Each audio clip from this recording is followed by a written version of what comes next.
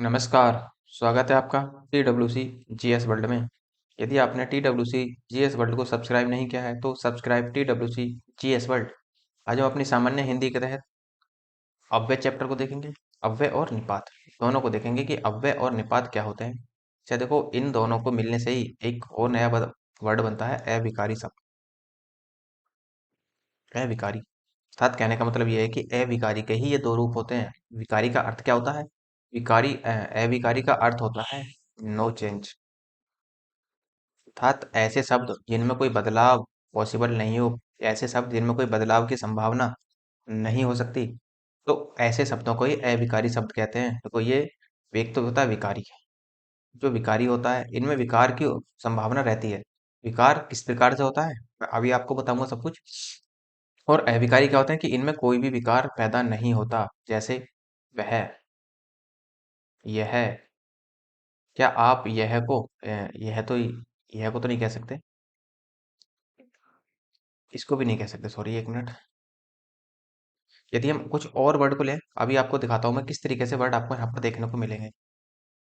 तो जैसे देखो, अव्यय और निपात से ही क्या बनते हैं? अविकारी शब्द बनते हैं, अर्थात अविकारी शब्दों को ही अव्यय या निपात भी कह सकते हैं, ये ध्यान रखना। अविकारी शब्दों उन शब्दों को कहा जाता है जिनमें कोई चेंज नहीं होता, या जिनमें कोई चेंज की गुंजाइश या कि जिनमें किसी बदलाव की गुंजाइश नहीं होती। वो प्रत्येक स्थिति में समान बने रहते हैं। जैसे एग्जाम्पल कह दूं मैं, स्थान। आप स्थान को आप स्थानों नहीं कर सकते, ये क्या है, इसमें कोई भी चेंज पॉसिबल नहीं है। ठीक है।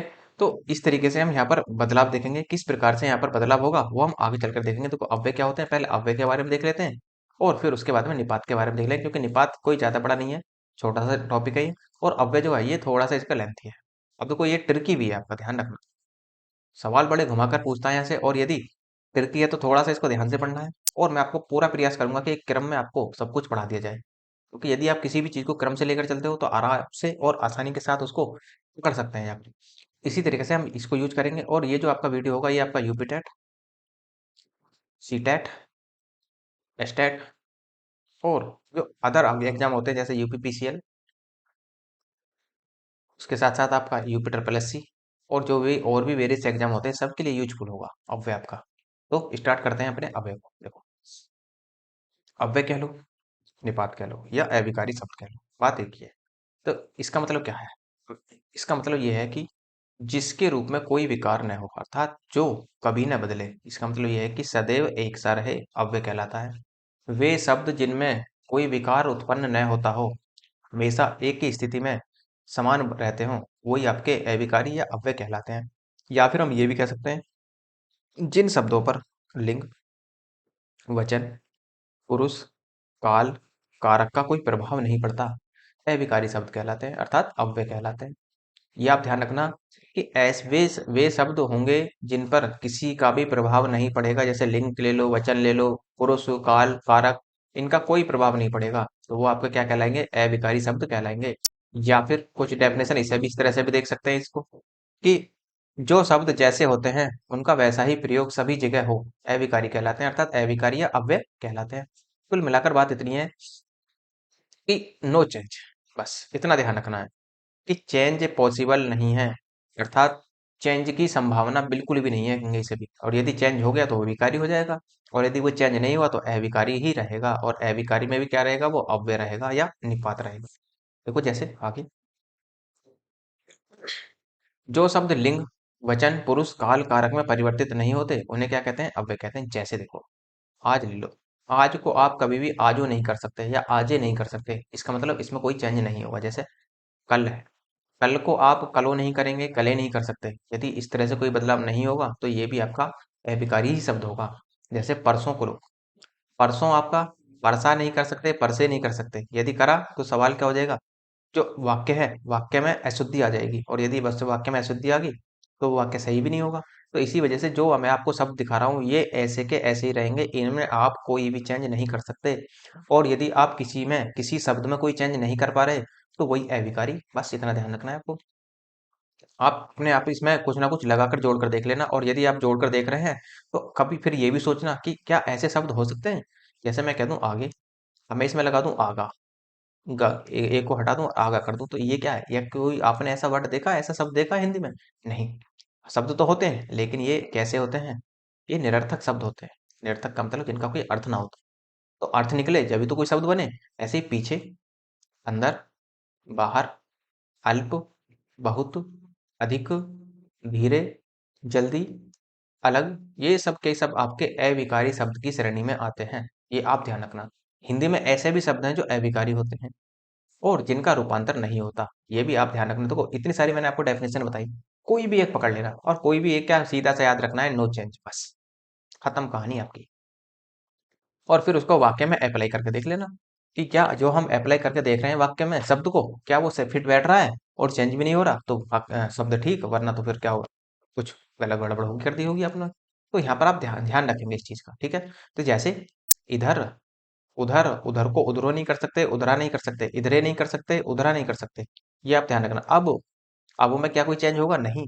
जब, तब, यहाँ, वहां, कब, क्यों, अरे, ठीक, किंतु, परंतु, अतः, अतएव, चूंकि, इसलिए, धीरे धीरे, अभी, अभी, ये सब क्या है? ये सब के सब आपके अव्यय या अविकारी शब्द होते हैं। ये आप ध्यान रखेंगे पूरी तरीके से, ठीक। अब जरा अव्यय के भेद देख लेते हैं कि किस प्रकार से होते हैं अव्यय के भेद। देखो, अव्यय के जो भेद बताए गए हैं वो चार भेद बताए गए हैं। अव्यय के चार भेद आपको देखने को मिलेंगे। नंबर एक, क्रिया विशेषण अव्यय। नंबर दो होता है संबंध बोधक अव्यय।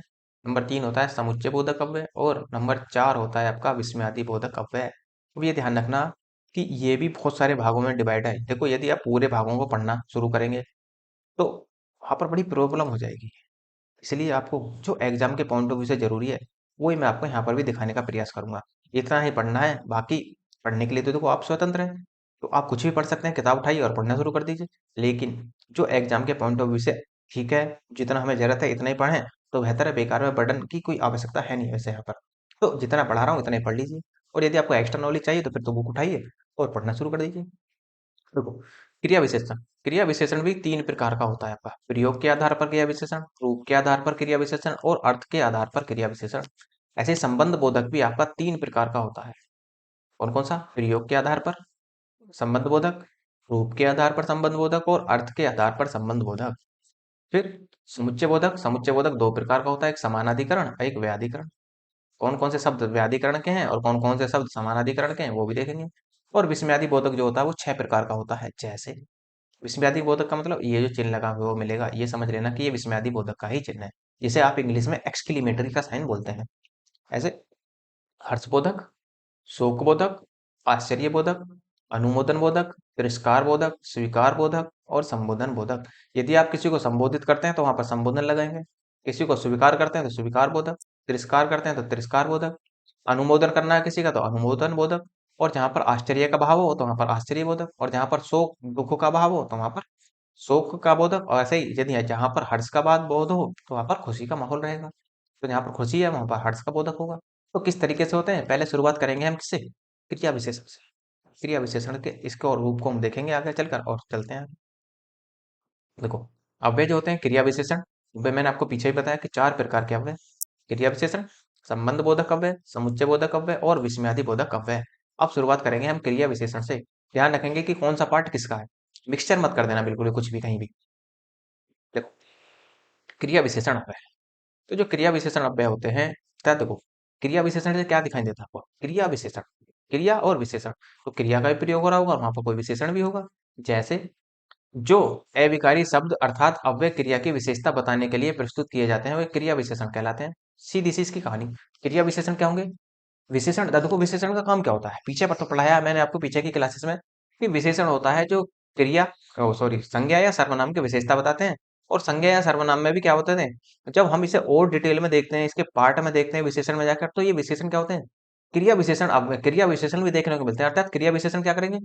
क्रिया विशेषण वो है जो क्रिया की विशेषता बताएगा। जो शब्द क्रिया की विशेषता बता दे वही आपके क्रिया विशेषण कहलाते हैं।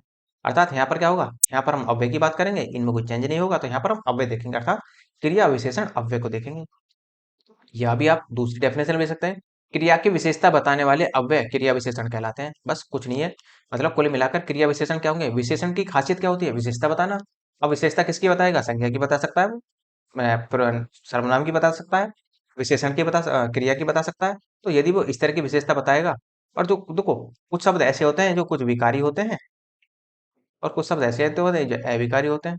तो जब हम संज्ञा सर्वनाम में इसका प्रयोग करते हैं तो वहां पर विकारी और अविकारी दोनों को साथ ले लेते हैं, लेकिन हम यहाँ पर केवल और केवल अविकारी शब्दों को ही लेंगे जो अव्यय हुए। जैसे क्रिया क्या है, जाना, लेकिन बाहर जाओ तो ये क्या है, बाहर क्या है आपका, ये विशेषण है, इसलिए क्या होगा, ये क्रिया विशेषण शब्द कहलाएंगे। ऐसे ही अंदर बैठो, अंदर बैठो मतलब बैठो क्या है, क्रिया, और अंदर क्या है, एक विशेषण।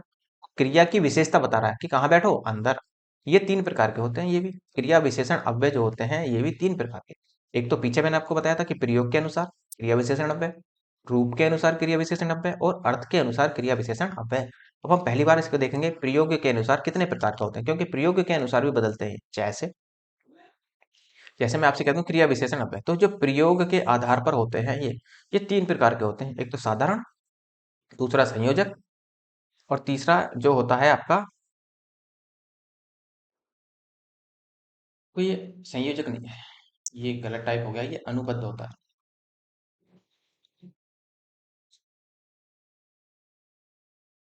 ये जो है ये आपका अनुबद्ध होता है, अनु क्रिया विशेषण। तो प्रयोग के आधार पर हमारे जो क्रिया विशेषण के अव्यय होते हैं वो हमारे तीन प्रकार के होते हैं, साधारण, संयोजक और अनुबद्ध क्रिया विशेषण। तो इनको ध्यान रखेंगे। अब जरा इनके बारे में देख लेते हैं कि साधारण क्या होते हैं, संयोजक क्या होते हैं, अनुबद्ध क्या होते हैं। जैसे देखो, प्रयोग के आधार पर क्रिया विशेषण साधारण में देखते हैं, तो साधारण में क्या होता है कि वाक्य में स्वतंत्र रूप से प्रयोग होने वाले को ही क्या कहते हैं, क्रिया विशेषण कहते हैं। अर्थात कहने का मतलब ये है कि जो शब्द वाक्य में स्वतंत्र रूप से प्रयोग हो रहे हैं उनको हम क्रिया विशेषण की संज्ञा देंगे। जैसे वह यहाँ आता है, कौन है, ये क्या है, साधारण। वह वहां रहता है, ये भी आपका क्या है, अव्यय क्या है, साधारण। ऐसे ही राम जल्दी जाओ, ये क्या है आपका, जल्दी क्या है आपका, साधारण वाक्य है। जैसे सेवक कहाँ गया, तो ये भी आपका इस तरीके से यहाँ पर दिखाई देगा, राम कहाँ, सेवक कहाँ गया। तो कहाँ की मतलब क्या है, कहाँ जो प्रयोग हो रहा है, ये जो प्रयोग हुआ है ये भी आपका साधारण वाक्य के रूप में ही प्रयोग हुआ है, साधारण अव्यय कहलाएगा ये आपका।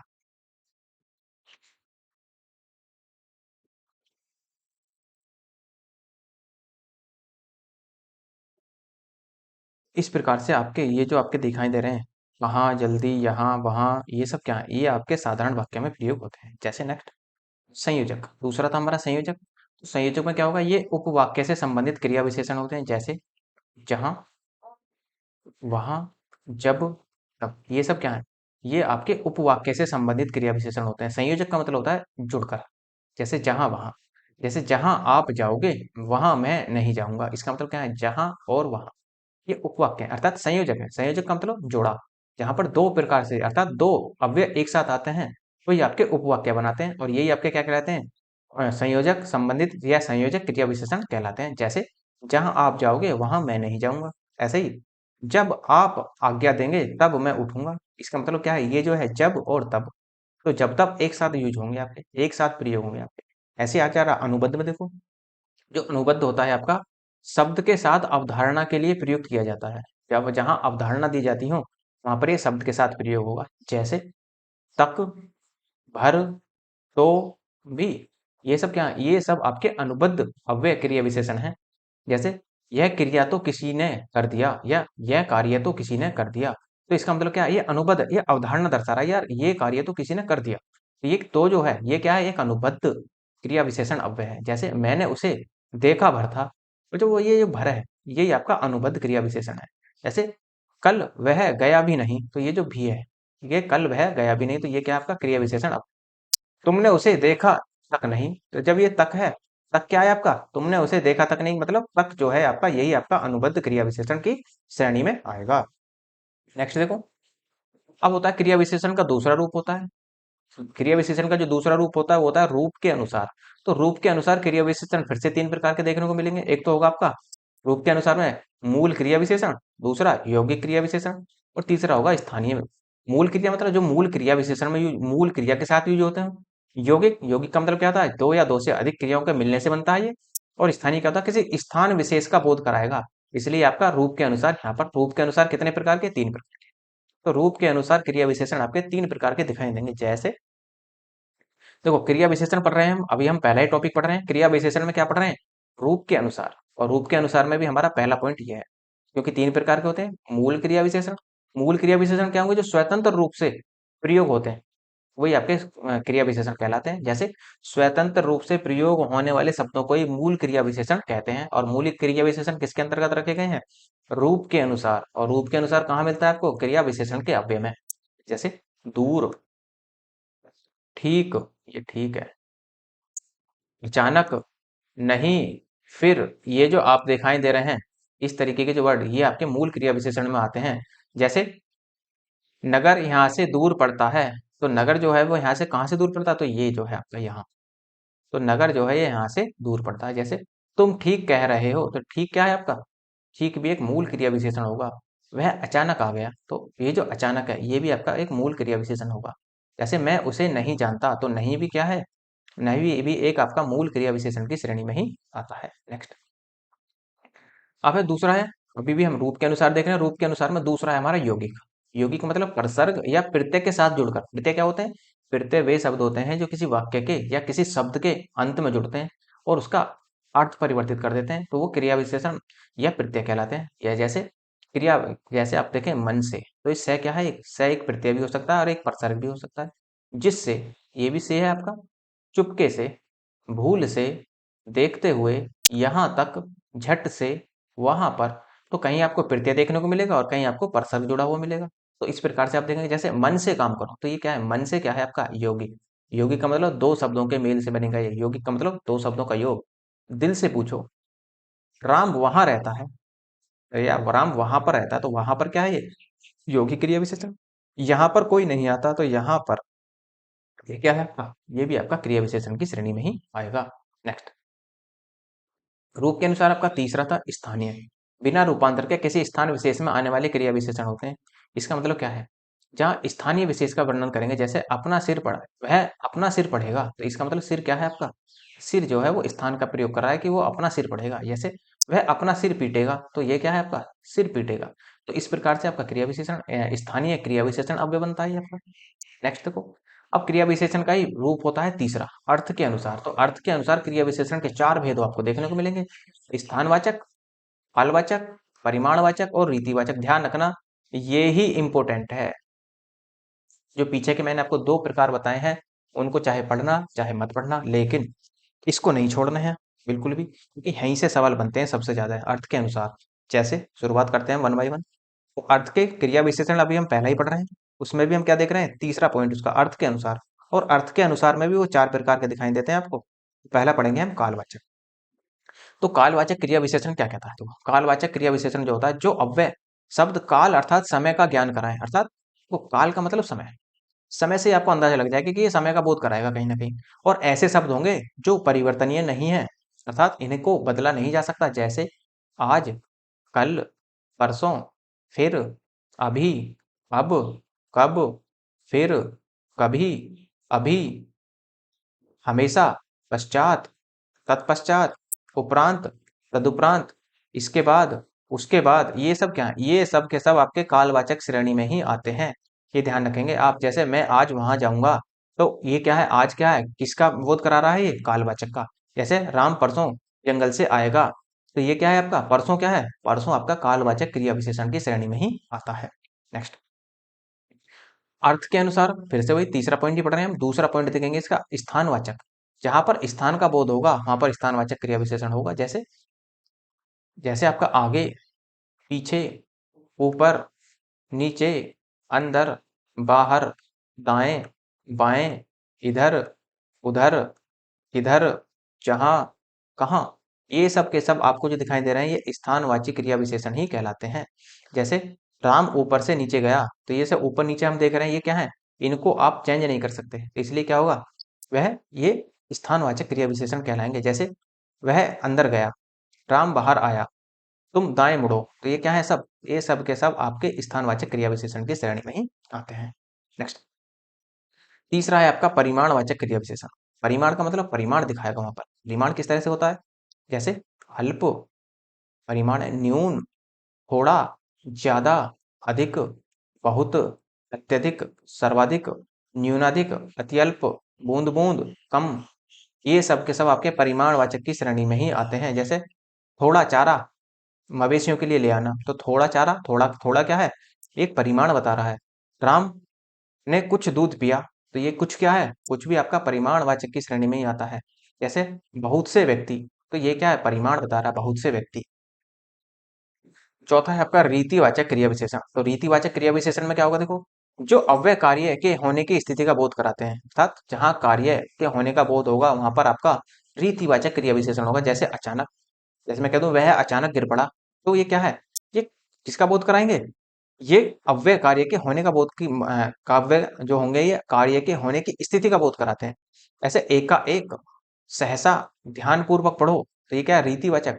जल्दी उठो, धीरे धीरे चलो, तुम अलग अलग चलो, तेज दौड़ो, कुशलता पूर्वक, श्रद्धा पूर्वक, मंद मंद, ये सब के सब आपके रीतिवाचक क्रिया विशेषण की श्रेणी में ही आते हैं। नेक्स्ट, नेक्स्ट है आपका, देखो हमने क्रिया विशेषण पढ़ लिया, अव्यय पढ़ लिया, क्रिया विशेषण अव्यय। अब है हमारा संबंध बोधक। संबंध में क्या होगा?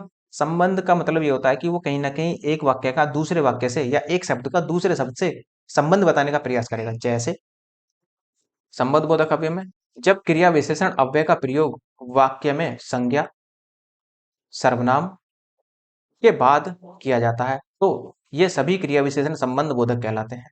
अर्थात जो क्रिया विशेषण हमने पीछे पढ़े हैं, यदि इनका प्रयोग संज्ञा या सर्वनाम के बाद किया जा रहा है तो सबके सब क्या कहलाएंगे? आपके सबके सब संबंध बोधक कहलाएंगे। या जब क्रिया विशेषण अव्यय का प्रयोग वाक्य में किसी कारक चिन्ह अर्थात परसर्ग के बाद किया जाए, तो भी ये क्रिया विशेषण संबंध बोधक बन जाते हैं। अर्थात ये जो जितने भी क्रिया विशेषण है ये संबंध बोधक भी होंगे, लेकिन ध्यान रखना है कि जो क्रिया विशेषण अभी हमने पढ़े हैं, यदि ये किसी संज्ञा या सर्वनाम के बाद प्रयोग हो रहे हैं तो ये संबंध बताने का काम करेंगे।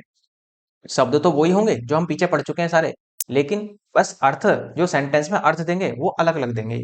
जैसे देखो, तो हर, बिना, बाद, द्वारा, लिए, ये सब हम पीछे पढ़ चुके हैं क्रिया विशेषण में, लेकिन इनका जो प्रयोग होगा यहाँ पर कुछ अलग ही प्रकार से होगा। जैसे देखो, जैसे मैं आपसे कह दूं कि राम घर तक गया, वो राम जो है वो घर तक गया, तो ये क्या है? तो ये बाद में प्रयोग हुआ, तक क्या है आपका? संबंध बोधक। वह दिन भर भूखा रहा, तो ये भर क्या है आपका?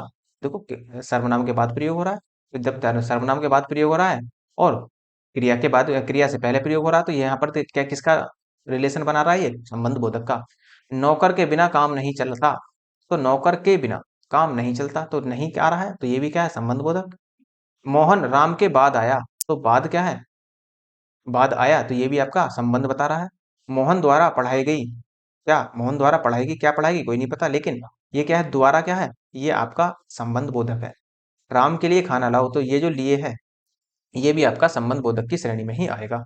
और एग्जाम्पल यूज कर सकते हैं इसके जैसे, देखो संबंध बोधक जो है वो कई प्रकार से देखने को मिलेगा आपका। जैसे कई प्रकार का क्या? 3 प्रकार का होता है संबंध बोधक।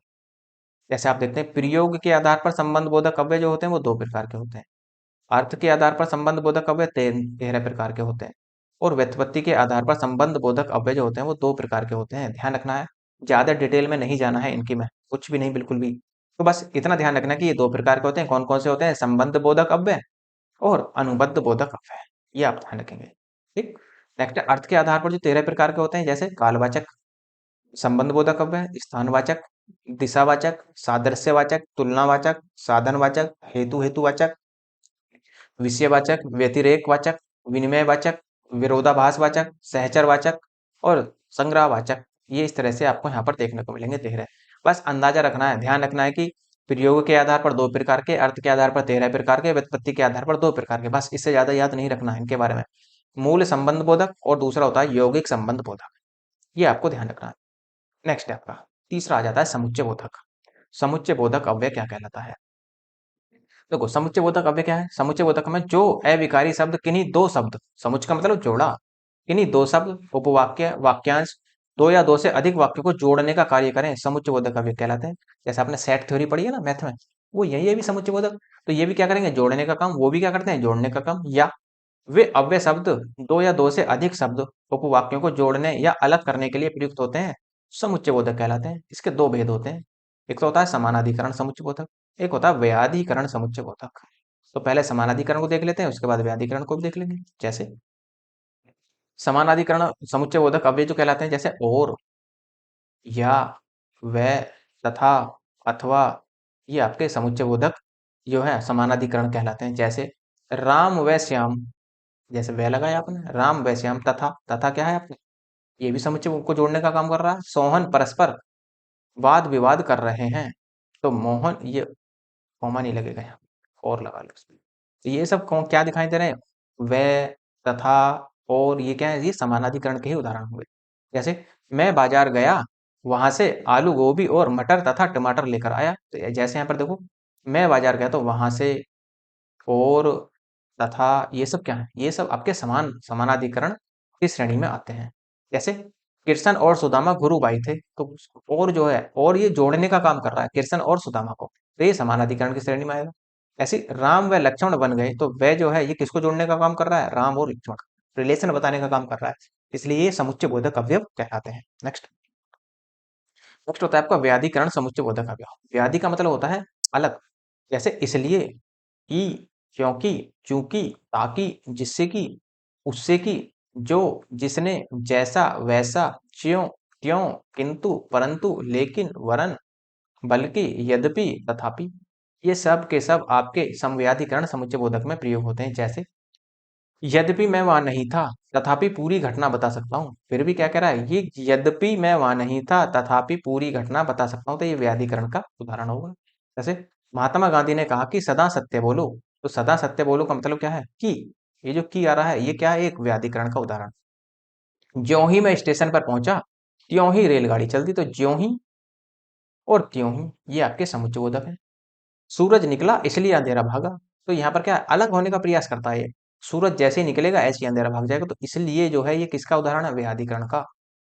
ऐसा कौन भारतीय है जिसने चंद्रशेखर आजाद का नाम न सुना हो, तो ऐसा, ऐसा क्या है और कौन क्या है, ये सब क्या है, व्याधिकरण।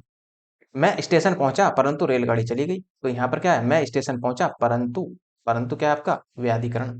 तो इस तरह से आपके ये यहाँ पर समुच्चय बोधक अवयव जो है ये पूरा हो जाता है। चौथा और बचता है आपका, उसे भी देख लेते हैं, देखो, विस्मयादि बोधक अव्यय। तो विस्मयादि बोधक अव्यय जो होते हैं वो आपके विस्मयादि बोधक अव्यय संबोधन बोधक अव्यय कहलाते हैं। अर्थात कि जो जब भी हम किसी को संबोधित करते हैं ना, तो वहां पर इस तरह का प्रयास करते हैं, देखिए, जैसे आश्चर्य, हर्ष, शोक, घृणा, गिलानी, आशीर्वाद, शाबाश, काश, वाह, तो इस तरह के जो शब्द आपको दिखाई दे रहे हैं, ये सब किसके विस्मयादि बोधक अव्यय कहलाते हैं।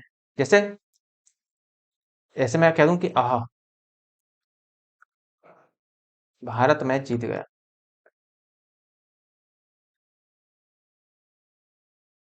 ये आप क्या देख रहे हैं, ये यहाँ पर जो है ये किसका, किसी का, किसका उल्लास कर रहा है, ये आहा जो है, ये खुशी का उल्लास कर रहा है, तो इसलिए यहाँ पर क्या होगा, हर्ष विस्मयादि बोधक होगा, अव्यय होगा इसमें। तो इस तरीके से हम यहाँ पर इनको यूज कर सकते हैं।